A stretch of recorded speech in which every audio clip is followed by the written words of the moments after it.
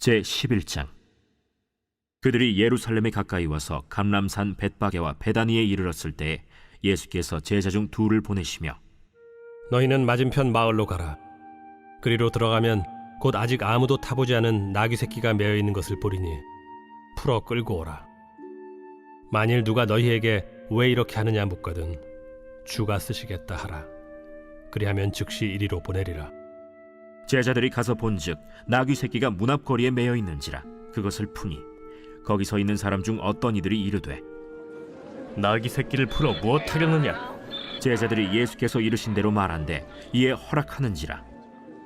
나귀 새끼를 예수께로 끌고 와서 자기들의 겉옷을 그 위에 얹어 놓음에 예수께서 타시니 많은 사람들은 자기들의 겉옷을, 또 다른 이들은 들에서 벤 나뭇가지를 길에 펴며 앞에서 가고 뒤에서 따르는 자들이 소리 지르되 찬송하리로다. 주의 이름으로 오시는 이여 찬송하리로다. 오늘 우리 조상 다윗의 나라여 가장 높은 곳에서 호산나. 예수께서 예루살렘에 이르러 성전에 들어가사 모든 것을 둘러보시고 때가 이미 저물매 12 제자를 데리시고 베다니에 나가시니라. 안녕하세요, 근숙가족 여러분. 오늘 매일 말씀을 전할 이무궁화 전도사입니다. 저희가 오늘 함께 볼 본문 말씀은 마가복음 11장 1절에서 11절까지 말씀입니다. 오늘 이 말씀은 예수님이 예루살렘으로 입성하시는 내용입니다. 마가복음의 전체 주제는 바로 복음이죠. 근데 그 복음의 절정이라고 할 수 있는 것이 바로 십자가 사건입니다. 그렇다면 오늘 이 마가복음 11장 이 앞부분에 해당되는 내용은 이 십자가 사건이 본격적으로 시작되는 그 순간을 담고 있는 내용입니다. 그래서 또 중요하게 의미가 있는 장이기도 하죠. 그래서 오늘 이 말씀을 함께 묵상하실 때에 두 가지 장면에 대해서 좀 나누고 싶습니다. 첫 번째는 나귀를 준비하시고 나귀를 타신 예수님, 그리고 또 하나는 이 나귀를 타고 예루살렘으로 입성하시는 예수님에 대한 사람들의 반응에 대해서 짧게 나누고 싶습니다. 이 말씀을 함께 묵상하실 때에 나는 지금 어떤 자리에서 어떤 마음으로 예수님을 바라보고 있는가 라는 마음으로 말씀을 묵상하시면 좋을 것 같습니다. 먼저 1에서 3절까지 내용이 있는데요. 저희가 방금 전에 말씀을 들었기 때문에 짧게 제가 설명드리도록 하겠습니다. 이 예수님이 지금 예루살렘 근처까지 오셨어요. 그 근처 감람산 벳바게와 베다니에 이르렀을 때에 제자 중 둘을 보내십니다. 앞마을로. 근데 예수님은 항상 둘씩 보내시죠. 왜냐하면 증인이 필요하기 때문에. 그래서 제자 둘을 맞은편 마을로 보내시면서 시키신 일이 있습니다. 거기 가면 아직 아무도 타보지 않은 나귀 새끼가 매여 있는 것을 너희가 볼 수 있는데 그것을 끌고 오라는 것입니다. 그런데 만약에 그 끌고 가는 장면을 보고 왜 그렇게 끌고 갑니까? 라고 질문하면 주가 쓰시겠다 라고 대답하라고 예수님이 가르쳐 주십니다. 굉장히 이 상식적으로는 이해가 잘 안 되는 내용입니다. 그리고 저희가 그냥 이 한 절에서 아직 아무도 타보지 않은 나귀 새끼가 매어 있을 것이다 라고 이 말씀을 읽으면 그냥 그럴 수 있는 일이구나 라고 또 생각할 수 있는데 학자들의 그 공부한 그런 내용에 의하면 이 아무도 타보지 않은 나귀 새끼가 매여 있을 확률이 굉장히 희박하다고 합니다. 거의 없는 경우죠. 아직 아무도 타보지 않은 나귀 새끼를 매어 놓을 이유가 없다라는 것입니다. 그런데 이러한 정말 말도 안 되는 어쩌면 조금 황당한 일을 주님이 말씀하십니다. 그런데 이어지는 4절부터 5절, 6절을 한번 같이 읽어보겠습니다. 4절입니다. 제자들이 가서 본즉 나귀 새끼가 문 앞 거리에 매여 있는지라. 그것을 푸니 거기 서 있는 사람 중 어떤 이들이 이르되 나귀 새끼를 풀어 무엇을 하려느냐 하매 제자들이 예수께서 이르신 대로 말한대 이에 허락하는지라. 아멘. 지금 이 예수님이 말씀하신 대로 제자들이 가서 그것을 풉니다. 이것을 이 4절을 볼 때 우리는 그렇게 생각할 수 있습니다. 예수님이 시키신 일을 이러한 미션을 받았다라고 생각한다면 가서 푸는 것을 주저했을 수도 있을 것 같습니다. 저라면 사람들이 나를 도둑으로 오해하면 어떡하지? 아니면 내가 이런 행동을 했을 때 정말 좋은 결과가 나타날 수 있을까? 다른 방식이 더 좋지 않을까? 라고, 그래야 주님께 더 기쁨이 되지 않을까? 더 신선한 방법이 없을까? 라고 스스로 판단하고 생각했을 수도 있을 것 같습니다. 그런데 지금 제자들은 어떻게 반응하고 있냐면, 예수님이 시키시는 대로 가서 푼다라고 먼저 나오죠. 그러니까 이 제자들은 예수님이 시킨 그대로 순종했다라는 것을 저희가 알 수 있습니다. 우리가 계속해서 이 엎드림에 대해서, 또 하나님 앞에 나를 내려놓는 것에 대해서 우리가 묵상해 오고 있습니다. 오늘 본문에서도 하나님이 동일하게 우리에게 한 번 더 말씀해 주시는 것 같습니다. 나의 생각에 옳은 대로, 내 소견에, 내 입맛에 맞는 대로 순종하는 것이 아니고 주님이 시키시면 그대로 순종한다라는 것입니다. 그런데 어떻게 이렇게 순종할 수 있습니까? 그냥 이 방법이 더 나을 것 같은데, 아니면 예수님 이렇게 그 사람을 설득해서 가져올 수도 있지 않을까요? 아니면 예수님이 미리 다 만나서 설득을 해놓으셨겠구나, 또 이렇게 한정 지을 수도 있습니다. 그런데 제자들은 지금 그렇게 하지 않고 예수님이 시키신 그대로 순종함을 볼 수 있죠.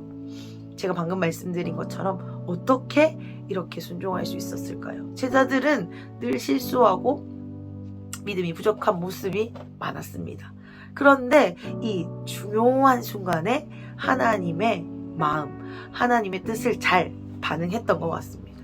예수님이 길을 만드시는구나, 예수님이 미리 준비하시는구나에 대한 센스, 영적인 감각이 이 시간 은혜로 발동되었던 것 같습니다. 그래서 예수님이 미리 준비하셨다라는 것을 믿고 내 생각대로 하지 않고 그대로 순종하니까 일이 되어지죠. 이어지는 5절에 보면 거기 있던 사람들이 묻습니다. 어떤 이들이? 라고 나오는데, 뒤에 6절에서 허락한 것을 보면 주인쯤 되는 것 같습니다. 그래서 무엇을 하려느냐 하자 제자들이 주가 쓰시겠다 하라 라고 대답했을 것입니다. 그런데 주인도 이것을 예수님이 말씀하신 대로 허락해 줍니다. 그러니까 이 일이 되어지는 것을 봤을 때 다른 사람들도 물론 놀랬겠지만 제자들이 가장 먼저 놀라지 않았을까 싶습니다. 믿음이라는 것이 이런 거구나. 내가 나의 생각을 내려놓고 주님이 앞서서 일하시는구나 라는 것을 내가 믿고 주님이 말씀하신 대로 그대로 순종할 때 일이 되어지는구나. 내 상식으로 제한하지 않아도 되는구나, 의심하지 않아도 되는구나 라는 것을 이 시간을 통해서 제자들이 가장 먼저 경험했을 거라고 생각합니다. 하나님이 때로는 우리에게 이렇게 말씀해 주실 때가 있습니다. 그런데 우리는 우리의 생각으로 제한할 때가 많죠. 그래서 만약에 제자들도 자신의 생각대로 제한했더라고 한다면 예수님은 무례한 사람이 되는 거죠. 어떻게 무례하게 그렇게 허락도 없이 할 수가 있어? 그것은 우리의 상식선에서 제한하기 때문에 예수님의 앞서 일하심을 보지 못한 자의 고백인 것입니다. 그런데 이때 제자들이 하나님의 은혜로 예수님의 하실 일을 믿고 순종했을 때 하나님 나라의 역사가 또한 이 제자들을 통해서 이루어져 감을 볼 수 있습니다. 사랑하는 큰숙가족 여러분, 하나님의 역사에 쓰임받고 싶지 않으십니까? 하나님 나라의 역사에 우리가 좀 끼고 싶지 않으십니까? 그러려면 많은 우리가 앞선 이 영적인 선배들을 통해서, 또 말씀의 주인공들을 통해서 볼 수 있듯이 하나님의 말씀에, 하나님의 뜻에 절대적으로 순종하는 것이 바로 하나님 나라의 역사에 쓰임받을 수 있는 비결인 것 같습니다. 그래서 이 주인도 자신은 영문도 몰랐지만, 이게 어떻게 돌아가는지도 몰랐지만, 그때 그 영적인 분별력으로 하나님이 예수님을 통해서 일하시는 것에 쓰임받을 수 있는 나귀 새끼를 드릴 수 있는 기회를 얻게 되는 것이죠. 이어지는 말씀을 좀 더 보겠습니다. 그래서 이제 예수님이 그 나귀를 타고 입성하시는 내용이 이어집니다. 7절, 8절을 읽어보겠습니다. 나귀 새끼를 예수께로 끌고 와서 자기들의 겉옷을 그 위에 얹어 놓음에 예수께서 타시니 많은 사람들은 자기들의 겉옷을 또 다른 이들은 들에서 벤 나뭇가지를 길에 펴며 아멘. 지금 예수님이 본격적으로 그 나귀를 타고 입성하십니다. 그런데 나귀 새끼잖아요. 너무 작을 겁니다. 그래서 이 나귀 새끼의 안장도 당연히 없었겠죠. 그러니까 임시적으로 예수님의 제자들 또 사람들이 자기들의 겉옷을 그 위에 얹어서 예수님을 탈 수 있도록 하십니다. 그래서 예수님이 타시고 걷자 그때 사람들이 자신들의 겉옷과 여기서는 나뭇가지라 나오지만 다른 복음서에는 종려나무라고 나오죠. 그래서 이 나뭇가지들을 이렇게 길에 펴며 예수님의 입성을 환영합니다. 예수님이 예루살렘을 입성하실 때 우리의 상식으로는 우리의 제한된 생각으로는 좀 이런 표현이 밖에 생각이 안 나는데요. 뽀대나게 멋있게 말을 타고 입성하셔야 되는데 예수님은 지금 나귀 중에서도 새끼 나귀를 타고 가시죠. 그것은 우리가 알다시피 이스가랴의 예언의 성취이기도 하지만 예수님이 얼마나 자신의 사명을 잘 완수하고 계시는지 우리가 볼 수 있습니다. 이 당시 나귀는 교통수단이기도 했고 이 서민들의 짐을 옮기는 수단으로 사용했습니다. 그래서 예수님은 이 말씀에 약속하신 대로 낮은 자의 하나님으로 고아와 가부의 친구들로 예수님이 겸손의 모습으로 스스로 그렇게 나귀를 타고 오신 것입니다. 이 나귀가 왜 한 번도 타지 않은 나귀인지 뭐 여러 가지 더 이야기가 있지만 간단하게 줄이면 예수님의 사명을 이 순간에도 가장 최선을 다해서 사명을 완수하시는 모습임을 우리가 볼 수 있습니다. 그런데 이때 막 사람들이 겉옷을 내고 나뭇가지를 길에 펴고 하는 것까지만 보면 그래도 좀 아름다운 장면이지 않습니까? 예수님이 입성하시는 게 물론 너무 우스꽝스럽게 나귀, 초라한 그것마저도 새끼, 길들여지지 않은 그런데 그래도 사람들이 뭔가 옷을 내어놓고 나뭇가지를 편다라고 생각하면 그래도 환영받는 예수님의 입성이다라고 우리가 생각할 수 있습니다. 그런데 우리가 좀 더 말씀을 보면서 이 실체를 좀 보겠습니다. 9절입니다. 앞에서 가고 뒤에서 따르는 자들이 소리 지르되 호산나 찬송하리로다. 주의 이름으로 오시는 이여 10절 찬송하리로다. 오는 우리 조상 다윗의 나라여 가장 높은 곳에서 호산나 하더라. 아멘. 호산나라는 이름의 뜻이 뭐죠? 우리를 구원하십시오 라는 뜻입니다.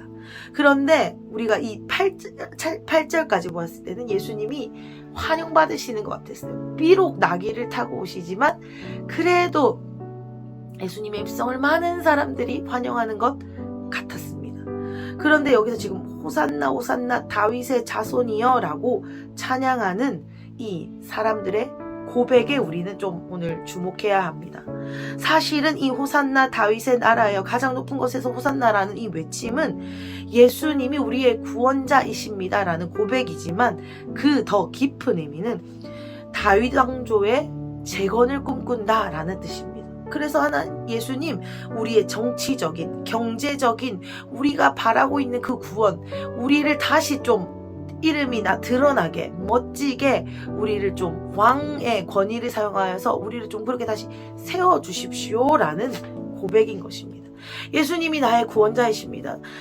내가 구원받을 수 없는 정말 메인 나귀 같은 나를 자유케 하시고 그 하나님 나라의 역사를 함께 걸어가는 자로 부르실 분이 예수님이십니다 라는 고백이 사실은 아니라 나를 좀 경제적으로 정치적으로 좀 이름나게 해주십시오. 다윗의 그 명성을 되찾아 주십시오 라는 고백이라는 것입니다. 예수님이 이 고백을 들으시면서 그 길을 초라한 모습으로 나귀를 타고 들어오시는 그 예수님의 마음을 우리가 한번 생각해 봅시다.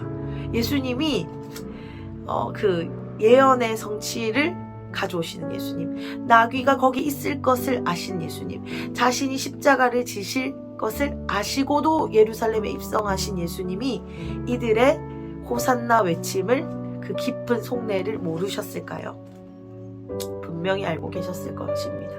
그렇다면 예수님의 입성은 그래도 환영받는, 그래도 환대받는 입성이 아니라 사실은 철저하게 외롭고 철저하게 외면받는 입성이었다라는 것을 우리는 알 수 있습니다. 사랑하는 큰숙 가족 여러분, 우리가 호산나, 주님 우리에게 임하여 주십시오, 주님 나를 다스려 주십시오라는 이 고백에 진짜 담긴 우리의 마음은 무엇입니까? 정말 예수님, 매인 나귀 같은 나를 예수님이 타고 가시는, 예수님 나라의, 하나님 나라의 역사에 발을 맞춰 걸을 수 있는 나를, 종에서 종노릇하던 나에서 자유한 주님의 자녀의 자리로 불러주신 하나님을 찾으며 호산나라고 외치고 있습니까? 아니면 주님 나의 이러한 재정의 문제, 나의 정치적인 문제, 나의 세속적인 소망들, 기대들, 소원들, 바램들을 가지고 호산나 어서 오시옵소서 라고 외치고 있습니까? 오늘 이 예수님의 입성, 예수님의 이 초라한 입성 앞에 우리가 우리 자신을 한번 거울로 비춰봤으면 좋겠습니다. 그리고 혹시 우리가 착각하고 있는 부분이 있다면, 우리가 두 손 들어 주님을 환영합니다라고 착각하고 있는 부분이 있다면 이 시간 이 말씀 앞에 우리를 거울로 비춰봤으면 좋겠습니다. 사랑하는 큰숙가족 여러분, 우리가 진정으로 주님을 찾고 주님이 우리의 구원자이십니다 라고 고백하는 오늘이 되시기를 간절히 소원합니다. 주님이 걸으시는 그 길에 나귀처럼 주님이 연약한 나를 쓰시면서 그 길들여지지 않은 나를 그 예수님의 걸음에 맞춰서 걸을 수 있도록 나를 통치하시면서, 나를 쓰시면서 나를 데려가시는 그 여정에 참여하기를 원하는 마음으로, 내가 가진 무언가를 이루기 위하여서 주님을 찾는 것이 아니라 주님과 동행하기 위한 마음으로 주님을 찾게 되시는 오늘 하루, 나의 구원자로 인정하는 오늘 하루가 되시기를 간절히 축복드립니다. 그리고 마지막으로 우리가 이 말씀을 마치면서 기억해야 할 것이 있다면, 예수님이 우리의 구원자이시라는 것입니다. 예수님은 우리를 구원하러 오셨습니다. 그런데 이 자들, 호산나 외치던 자들이 불과 일주일도 되지 않아서 저자를 십자가에 못 박아야 됩니다 라고 돌변하는 모습을 우리는 말씀 묵상을 통해서 보게 될 것입니다. 예수님이 우리를 정말로 죄 가운데 구원하실 분이라는 것을 우리가 붙들고 믿지 않으면, 나의 소망이 이루어지지 않을 때마다, 나의 원하는 바가 거절당할 때마다 우리는 예수님을 십자가에 못 박는 자리로 가게 될 것입니다. 다시 한번 오늘 예수님이 우리의 죄를 대속하시고 구원하신 구원자라는 것, 우리의 모든 것을 예수님이 대속하여서 예수님이 지금 우리에게 오셨다라는 것을 우리가 기억하시면서 오늘 하루 이 말씀을 가지고 시작하셨으면 좋겠습니다. 제가 기도하겠습니다. 하나님 감사합니다. 정말로 겸손하게, 정말로 낮은 자의 하나님이 되셔서 정말 가난한 자들, 정말 소외된 자들, 연약한 자들, 바로 저와 같은 자들을 위하여서 나귀를 타고 그 길을 걸어가시는 주님의 걸음을 봅니다. 주님, 근데 그 걸음이 너무나도 외로우셨을 것 같습니다. 하나님 호산나라고 외치고 있지만 그 안에 나의 소망을, 나의 소원을, 나의 바램을 가지고 외치는 그 외침을 들으시면서 낮은 자로 오신 그 예수님의 마음이 너무나도 외로우셨을 것 같아 너무 죄송하고 회개가 됩니다. 하나님, 여전히 주님을 그 자리에 내모는 저의 영적인 위치, 저의 삶의 위치를 용서하여 주십시오. 하나님, 주님은 나를 구원하시기 위하여서 구원자로 오셨습니다. 그런데 저는 여전히 주님을 나의 소망을 이루어주는 어떤 도구로 주님을 쓸 때가 많습니다. 주님 용서하여 주시옵소서. 오늘 이 말씀을 통해 주님, 내가 어떠한 마음으로 호산나라고 외치고 있는지 다시 돌이키고 회개하고 정말 주님이 원하시는 자리에서, 주님의 마음과 하나 된 자리에서 그렇게 고백하고 주님을 찾게 하여 주십시오. 그래야 해서 그 매어있던 나귀가 주님의 걸음과 동행하게 된 것처럼 저도 주님의 나라의 역사에 쓰임받는 자리에 갈 수 있도록 하나님 그렇게 사용하여 주시옵소서. 하나님, 이 일에 소원하고 갈망하는 사랑하는 우리 근숙 가족들 기억하여 주시고, 우리의 갈망을 주님 부족하지만 받아주셔서 하나님과 한 걸음 한 걸음 그 길을 걸어가는 자들로 하나님 오늘 우리를 새롭게 세워 주시옵소서. 주님, 이 일들을 행하신 주님을 찬양합니다. 감사합니다. 예수님의 이름으로 기도드렸습니다. 아멘. 오늘도 승리하시기를 기도합니다. 화이팅!